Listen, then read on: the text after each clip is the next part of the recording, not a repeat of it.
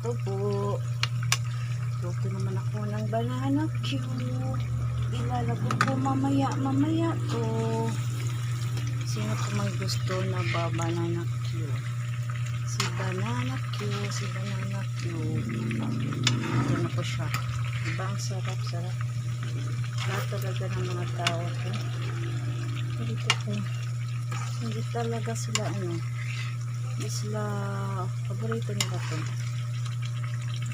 Gusto nila kainin araw-araw.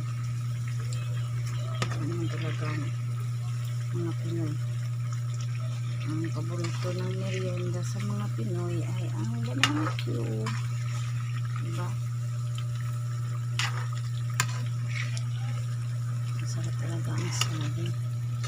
Siguro sino pong kumain ng banana Q? Ang saging mantikaan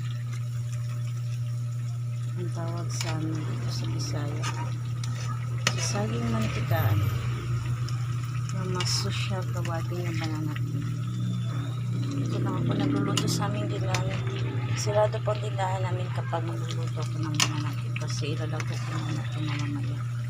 Pagkatapos ng paglagay ko ng saging, ito naman buksan ko na ang aming munting tindahan na maraming laman na sana madagdagan ang lamanan namin dahil para naman may mabili ang aming mga customer. Wala ng laman. Sana naman dyan lamanan mo naman ang tindahan ko. Show lang yan, basta mahalaga patuloy tayo